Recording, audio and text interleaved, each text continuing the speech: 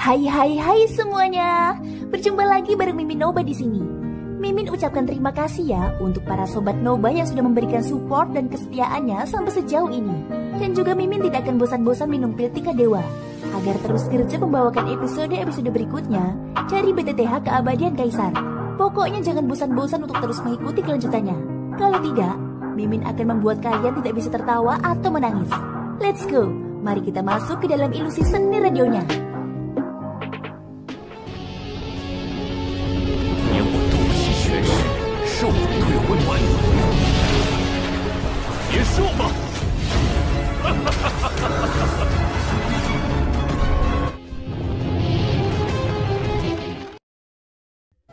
Di langit, Xiaoyan tersenyum tipis saat melihat Lei Bao pergi dengan cepat.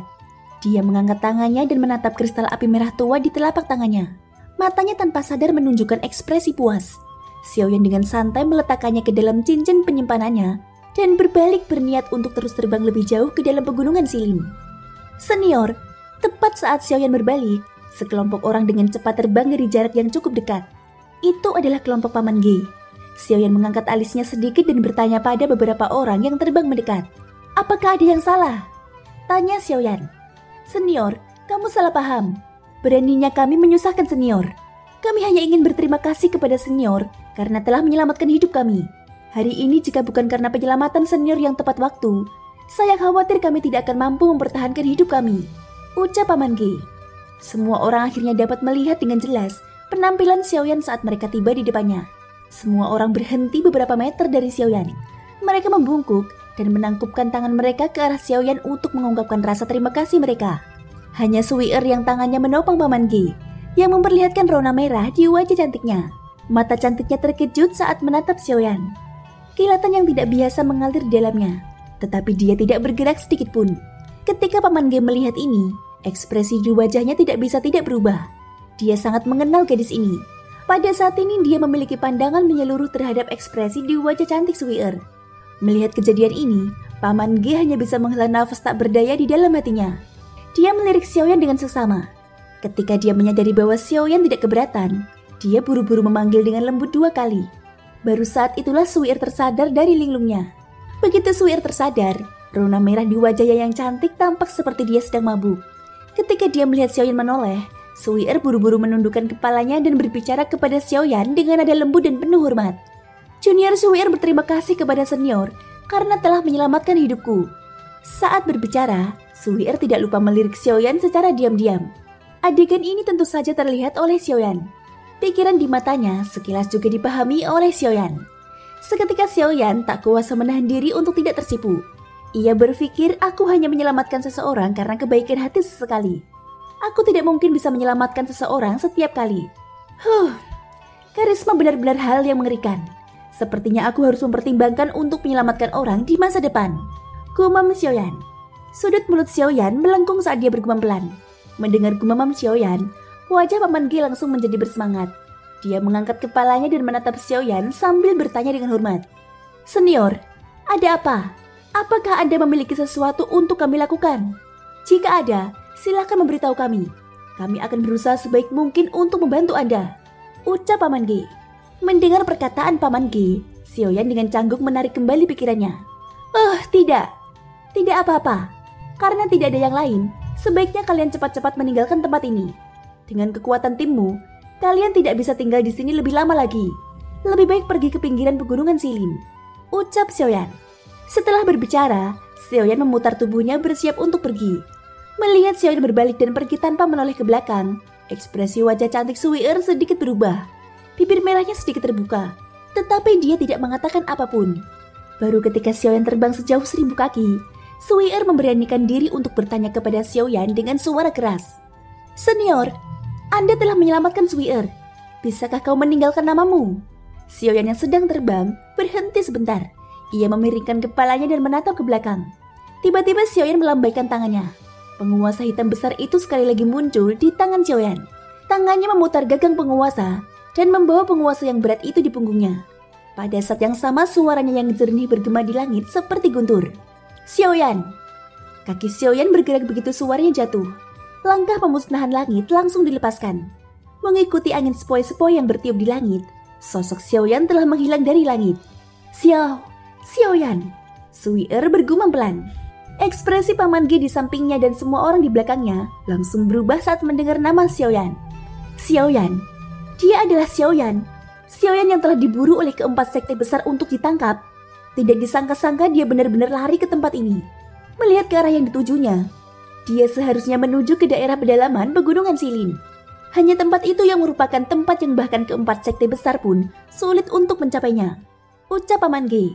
Wajah Paman Ge pucat pasi saat ia menghembuskan nafas dalam-dalam. Segera ia menyingkirkan tangan Sui yang menopangnya. Ia berbalik menatap semua orang di belakangnya dengan tatapan serius dan berbicara dengan suara yang dalam.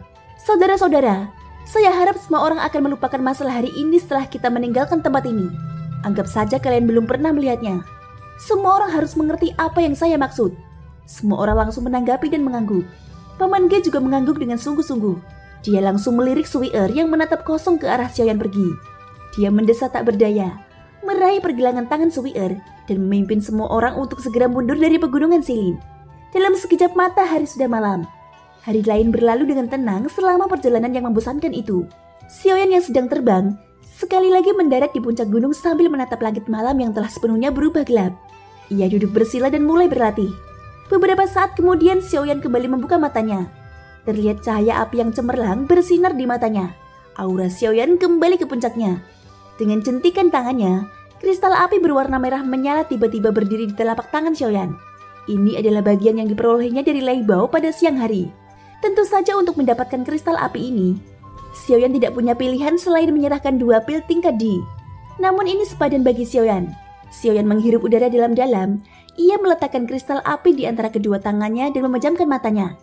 Kekuatan spiritual yang besar dan menakutkan tiba-tiba mengalir keluar dari antara kedua alisnya dan mulai mengukir kristal api di tangannya. Dengan pengalaman dari 3 kali sebelumnya dan tambahan kekuatan spiritual Xiaoyan saat ini, proses pengukiran jauh lebih cepat dibandingkan dengan beberapa kali sebelumnya. Kali ini bahkan langkah pembentukan avatar diselesaikan oleh Xiaoyan dalam sekali jalan. Dalam beberapa jam, avatar lain muncul di depan Xiaoyan. Xiaoyan mengangguk pelan sambil menatap avatar yang tampak seperti ilusi di depannya. Meskipun kekuatan avatar ini hanya setara dengan Doseng bintang 9, avatar ini jauh lebih kuat daripada 3 avatar sebelumnya yang baru saja terbentuk. Mungkin ini karena peningkatan kekuatan Xiaoyan. Namun terlepas dari bagaimana orang mengatakannya, dia akhirnya membentuk avatar lain. Oleh karena itu selama dia mampu menemukan 2 kristal api lagi, kekuatan avatar ini akan meningkat lagi. Dengan 3 kekuatan yang digabung menjadi satu, Xiaoyan akan kembali memiliki avatar yang kekuatannya tidak kalah dengan Bandi. Ini merupakan bantuan yang sangat besar bagi Xiaoyan. Lagi pula begitu avatar itu menghancurkan dirinya sendiri, kekuatannya adalah sesuatu yang bahkan tidak dapat diabaikan oleh seorang bandi elit. Jika kekuatan avatar ini meningkat di masa depan, kemungkinan besar bahkan seorang Dodi sejati akan takut padanya. Xiaoyan menghela nafas pelan dengan penuh harap di dalam hatinya. Ia duduk bersila dan sekali lagi memasuki mode latihannya. Namun Xiaoyan baru saja menutup matanya ketika tiba-tiba ada daya hisap yang kuat keluar dari tubuh Xiaoyan. Benang-benang energi alam yang terlihat oleh mata telanjang dengan cepat berkumpul ke arah Xiaoyan, menyebabkan ekspresi wajahnya berubah. Apa yang terjadi? Merasakan ketidaknormalan di tubuhnya, wajah Xiaoyan langsung terkejut. Dia buru-buru menggunakan pikirannya untuk memeriksa tubuhnya, tetapi menemukan bahwa tidak ada perubahan pada pusaranya. Sumber kekuatan hisap juga bukan dari tubuhnya. Xiaoyan mengerutkan keningnya. Jika daya hisap itu bukan berasal darinya, lalu dari mana asalnya? Terlebih lagi menurut situasi ini, itu jelas merupakan tanda terobosan. Tiba-tiba ekspresi Xiaoyan yang sedang melihat ke dalam pikirannya berubah drastis. Di tengah pusarannya, api merah muda tiba-tiba keluar dari tubuh fisik Xiaoyan dan berubah menjadi sosok manusia di udara. Itu adalah Huoyi atau yang disebut Yi kecil. Adapun identitas aslinya, dia merupakan api surgawi di peringkat 3 yang sudah memiliki kecerdasan spiritual, yaitu api iblis pemurnian. Huoyi telah tertidur dalam tubuh Xiaoyan selama beberapa tahun. Sekarang setelah dia terbangun lagi, akhirnya tiba saatnya baginya untuk terobos. Setelah tersadar, Xiaoyan tiba-tiba mengangkat kepalanya dan menatap Huoyi dengan wajah gembira. Dia tertawa dan berkata, "Hahaha, Huoyi, apakah akhirnya kamu berhasil?" Mendengar ini, Huoyi perlahan menundukkan matanya dan menatap Xiaoyan. Namun saat keduanya saling memandang, Xiaoyan tiba-tiba mengerutkan keningnya. Ini karena dia mendapati bahwa Huoyi sedang menatapnya dengan tatapan acuh tak acuh. Tepat saat Xiaoyan masih dipenuhi keraguan, Huoyi tiba-tiba melambaikan tangannya. Api teratai iblis pemurnian. Kembali. Tubuh Xiaoyan mulai bergetar hebat. Segera setelah itu sekumpulan api surgawi berwarna merah muda terpisah dengan paksa dari pusaran di dalam tubuh Xiaoyan. Ia terbang keluar dari tubuh Xiaoyan dan langsung kembali ke tubuh Huoyi. Xiaoyan langsung merasakan sakit yang tajam di kepalanya saat koneksinya dengan api teratai iblis pemurnian terputus. Namun saat ia hendak melawan, Xiaoyan menerima pukulan keras dari belakang lehernya. Sesaat kemudian penglihatan Xiaoyan menjadi gelap dan dia pingsan. Saat Xiaoyan pingsan, Guyao muncul di belakang Xiaoyan dan menopangnya. Kemudian dia perlahan membaringkan Xiaoyan. Baru kemudian dia bangkit dan menatap Huoyi di langit. Akhirnya kau akan berhasil. Apakah itu berarti sudah waktunya bagimu untuk pergi? Tanya Guyao. Waktunya telah tiba. Sudah waktunya bagi saya untuk pergi. Nada bicara Huoyi acuh tak acuh. Tidak ada emosi yang terlihat di wajahnya saat dia menatap Guyao yang berdiri di samping Xiaoyan. Guyao mendengus pelan setelah mendengar ini. Sudut mulutnya terangkat membentuk lengkungan. Huoyi tidak peduli dengan ini. Tatapannya yang acuh tak acuh berhenti pada Xiaoyan sebelum dia berbicara kepada Guyao. Aku akan meninggalkannya padamu, ucap Huoyi. Jangan, kau harus tahu bahwa lelaki tua ini tidak akan bisa bertahan lama. Awalnya aku berencana untuk menundanya sedikit lama. Namun karena aku akan segera pergi, tidak ada gunanya menunda lebih lama lagi. Aku akan memberitahunya begitu kau pergi, ucap Guyao sembari tersenyum. Mata tuanya tanpa sadar memperlihatkan ekspresi yang rumit. Ekspresi wajah Huoyi yang acuh tak acuh akhirnya berubah sedikit. Nada bicaranya juga menjadi jauh lebih tenang. Apapun yang terjadi, aku harus berterima kasih padamu atas perjalanan ini. Kalau bukan karenamu, kemungkinan besar dia tidak akan bisa sampai ke tahap ini, ucap Huoyi. Orang tua ini hanya melakukan tugasnya. Di sisi lain, kau akan segera menerobos. Tetapi kau masih menunjukkan penampilan yang dingin. Ini tidak sama seperti sebelumnya, ucap Guyao. Awan petir tiba-tiba bergejolak di langit setelah kata-kata Guyao terdengar. Awan itu menutupi seluruh langit. Seketika seluruh tempat menjadi gelap. Banyak petir yang menakutkan turun dari langit saat awan petir bergejolak, menyebabkan seluruh dunia bergetar. Kemungkinan besar bahkan Bandi Bintang 9 tidak akan mampu bertahan sesaat pun di bawah petir yang menakutkan ini. Namun inilah kekuatan yang harus ditanggung Huoyi saat ia berhasil menerobos. Ayo, biarkan diri terhormat ini melihat seberapa kuat dirimu. Saat cibiran Huoyi jatuh, awan badai yang bergulung-gulung di langit tiba-tiba meraung dengan guntur yang ganas. Kemudian dia diselimuti oleh cahaya perak yang menyilaukan. Petir yang mengerikan seperti naga bertanduk tiba-tiba turun dari awan badai dan menghantam Huoyi di bawah dengan ganas. Meskipun nada bicara Huoyi tidak mau mengalah, dia tidak berani ceroboh menghadapi petir ini. Tubuhnya menghindar ke kiri dan ke kanan, sementara tangannya dengan cepat membentuk segel. Saat petir menyambar, segel di tangan Huoyi pun selesai. Telapak tangannya dengan kejam menghantam petir itu. Guntur terus bergemuruh di antara langit dan bumi. Seluruh dunia bergetar. Huoyi yang berada di langit memiliki ekspresi semakin fanatik. Bukan saja dia tidak dikalahkan oleh pemboman petir yang tak terhitung jumlahnya, tetapi kekuatannya telah menjadi lebih tirani. Dalam sekejap mata, serangan bertubi-tubi itu sudah berlangsung selama 3 hari. Pecah! Teriakannya menggetarkan bumi terdengar. Huoyi sekali lagi melancarkan pukulan yang kejam ke arah petir di langit. Petir itu pecah ketika pukulan itu dilayangkan. Setelah petir itu padam, kaki Huoyi tiba-tiba menghentak udara kosong. Saat awan badai bergejolak, ia menyerbu ke dalamnya. Setelah beberapa kali terdengar suara gemuruh, awan badai di langit yang bergejolak selama 3 hari 3 malam akhirnya mulai menghilang. Namun awan petir yang berhamburan itu tidak berarti semuanya telah berakhir. Sebaliknya aura yang lebih menakutkan menyelimuti langit saat awan petir itu berhamburan. Apakah akhirnya giliranmu? Diri yang mulia ini seharusnya sudah datang ke dunia ini sejak lama. Tanpa diduga kedatangannya tertunda hingga sekarang. Ekspresi Huoyi acuh tak acuh saat dia menyapukan pandangannya ke wajah Guyao yang sudah dikenalnya. Rasa jijik muncul di hatinya. Dia mendengus dingin. Ekspresinya sekali lagi menjadi serius.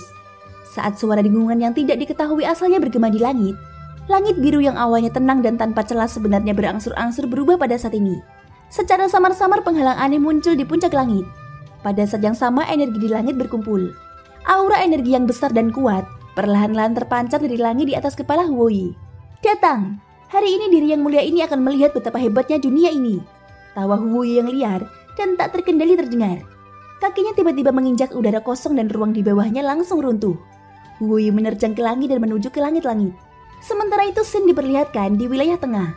Seorang pria parubaya mengenakan jubah brokat berdiri di tengah hutan bambu yang seperti peri. Ekspresinya yang awalnya tenang tiba-tiba berubah saat ini. Matanya yang serius segera melihat ke arah barat. Batas langit. Itu wilayah barat. Mungkinkah itu orang yang terakhir kali? Lelaki setengah baya di hutan bambu itu mengerutkan keningnya. Ada sedikit kekhawatiran di antara alisnya. Langit benua ini akan berubah. Lelaki itu mendesah tak berdaya. Desahannya yang panjang dipenuhi dengan rasa kesepian. Setelah beberapa saat, Sin kembali ke tempat Xiaoyan. Banyaknya informasi yang tiba-tiba menyerbu ke dalam pikiran Xiaoyan menyebabkan ekspresi wajahnya yang linglung sedikit berubah. Rasa sakit yang hebat segera terpancar dari pikirannya. Setelah beberapa lama, Xiaoyan perlahan-lahan memilah informasi yang banyak di dalam benaknya. Wajah pucatnya pun berangsur-angsur pulih. Ketika pikiran Xiaoyan melihat ke dalam tubuhnya, hal pertama yang dilihat Xiaoyan dalam pikirannya adalah 3 kata emas besar yang berkedip-kedip. Pil roh es. Informasi ini seperti gulungan formula pil obat. Xiaoyan tiba-tiba mendongak dan menatap Guyao di depannya. Nada suaranya tidak yakin saat dia bertanya, "Pak Tuagu, bisakah kamu menjelaskan ini?" Tanya Xiaoyan. Pil roh es, gunakan untuk menelan api surgawi. Jangan lupa bahwa dengan kekuatanmu saat ini, bagaimana mungkin kau bisa menelan tubuhku yang sebenarnya dengan mudah? Tanpa bantuan pil obat ini, kemungkinan besar kau akan langsung berubah menjadi abu saat api surgawi memasuki tubuhmu dengan kekuatanmu saat ini. Ucap Guyao. Ekspresi Xiaoyan sedikit terkejut saat mendengar ini. Baru kemudian dia ingat bahwa dia saat ini berada di benua Yuanwu. Api surgawi di sini berkali-kali lebih kuat daripada benua Doqi. Itu bukan sesuatu yang bisa ditelan begitu saja. Hanya pil obat yang bisa meningkatkan peluang Xiaoyan untuk menelan api surgawi. Ketika ia berpikir sampai titik ini, Xiaoyan tanpa sadar teringat adegan ketika ia menelan Green Lotus Core Flame untuk pertama kalinya. Pada saat yang sama, itu juga membantu Xiaoyan meningkatkan peluangnya untuk menelan api surgawi. Kini pemandangan yang mirip dengan kejadian dulu sekali lagi muncul di hadapan Xiaoyan. Xiaoyan menarik pandangannya. Dia perlahan menutup matanya dan dengan hati-hati menikmati informasi yang baru saja dia peroleh. Pil roh es, itu adalah pil obat tingkat 3, tingkat menengah. Tingkat kesulitan untuk memurnikannya dianggap cukup sulit bahkan di antara semua pil obat tingkat 3. Tentu saja justru karena sulit untuk disempurnakan, nilai sebenarnya terungkap. Bagaimanapun pil roh es adalah eksistensi yang dapat bersaing dengan api surgawi. Hati Xiaoyan tanpa sadar terkejut ketika ia membayangkan pil obat tingkat 3 mampu melawan dan bahkan menekan api surgawi. Sungguh tidak disangka pil roh es ini mampu meredam api dingin tulang. Ucap Xiaoyan. Jangan menaruh semua harapanmu pada pil roh es ini. Meskipun pil ini mampu menekan tubuh lelaki tua ini, yang diandalkannya bukanlah kekuatan pil itu sendiri, melainkan cairan pendingin roh es di dalamnya. Ucap Guyao. Cairan pendingin roh es? Tanya Xiaoyan. Cairan pendingin roh es adalah harta yang sangat langka di benua ini. Keberhargaannya tidak kalah dengan besi meteorit misterius. Selain itu adalah bahan yang diperlukan untuk memurnikan banyak pil obat tingkat tinggi. Bahkan banyak pil obat tingkat 8 tidak dapat kekurangan cairan pendingin roh es sebagai bahan utamanya. Oleh karena itu setiap kali cairan pendingin roh es ditemukan di benua ini, itu akan menyebabkan pertumpahan darah. Itu adalah barang yang tak ternilai harganya di rumah lelang. Tentu saja ini hanya karena betapa berharganya cairan pendingin roh es.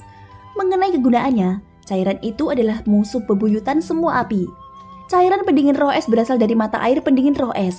Mata air pendingin roh es memiliki kekuatan dingin yang sangat menakutkan. Dimanapun ia berada, seluruh dunia akan berubah menjadi neraka. Tidak ada makhluk hidup yang bisa masuk dalam radius 10.000 mil, dan tidak ada binatang buas yang bisa bertahan hidup. Bahkan binatang iblis tingkat bandi akan kesulitan untuk mendekat. Jika api surgawi memiliki suhu tertinggi yang mengerikan di dunia, maka mata air dingin roh es memiliki suhu terdingin di dunia. Di bawah suhu yang sangat rendah seperti itu, bahkan ruang hampa akan membengkak dan runtuh. Oleh karena itu ketika api surgawi dan cairan pendingin roh es bertabrakan, dua perbedaan suhu yang sangat berlawanan akan menyebabkan kekuatan keduanya berkurang satu sama lain. Pada akhirnya mereka akan mencapai keadaan keseimbangan. Ini adalah efek dari pil roh es. Ucap Guyao. Selain cairan pendingin roh es yang disebutkan Guyao, Xiaoyan tidak dapat menahan diri untuk tidak terbatuk saat melihat bahan-bahan lainnya pada seluruh formula pil. Ekspresi wajahnya juga menjadi jelek. Ada lebih dari 100 jenis bahan untuk pil roh es. Meskipun dia berhasil mengumpulkan lebih dari setengahnya, 4 bahan lainnya diantaranya membuat Xiaoyan ingin menangis. Selain cairan dingin roh es, 4 jenis lainnya juga merupakan bahan obat yang sangat berharga untuk memurnikan pil. Xiaoyan yakin bahwa dengan kekayaannya saat ini, ia hanya akan mampu mengumpulkan 3 dari mereka bahkan jika ia bangkrut. Sedangkan untuk yang tersisa, termasuk cairan dingin roh es, Xiaoyan hanya bisa melihatnya dan mendesah. Xiaoyan tertawa getir tanpa daya. Alisnya tanpa sadar berkerut. Dia tidak menyangka bahwa dia akan menjadi miskin dadakan. Setelah menggunakan 2 pil obat tingkat D untuk ditukar dengan kristal api, Xiaoyan hanya memiliki 5 pil obat tingkat bumi. Ini mungkin cukup banyak untuk seorang bandi biasa. Tetapi itu tidak cukup bagi Xiaoyan untuk mengganti konsumsinya. Sepertinya sudah waktunya mencari waktu untuk memurnikan beberapa pil obat di tingkat D. Xiaoyan tertawa getir dalam hatinya. Pada saat yang sama dia juga ingin menggunakan kesempatan ini untuk melatih keterampilan alkimianya. Oleh karena itu kali ini Xiaoyan memasuki pegunungan Silin. Di satu sisi, ia menuju ke wilayah gurun barat. Di sisi lain ia melatih keterampilan alkimianya. Proses ini sangat penting bagi Xiaoyan. Xiaoyan mengendurkan alisnya dan mengangguk sedikit. Ia kembali duduk. Kedua tangannya membentuk segel latihan. Metode ki mantra api di dalam tubuhnya juga mulai bersirkulasi pada saat ini. Benang-benang energi alam secara bertahap berkumpul menuju Xiaoyan. Kuya memfokuskan pandangannya pada Xiaoyan yang sekali lagi memasuki kondisi latihan. Setelah itu tubuhnya bergerak, berubah menjadi cahaya putih yang memasuki tubuh Xiaoyan dalam sekejap. Beberapa lolongan serigala sesekali terdengar di langit malam yang gelap. Ada suara gemerisik pelan yang muncul di hutan pegunungan yang gelap. Badai energi bersiul terus-menerus di puncak gunung. Malam ini sepertinya tidak damai.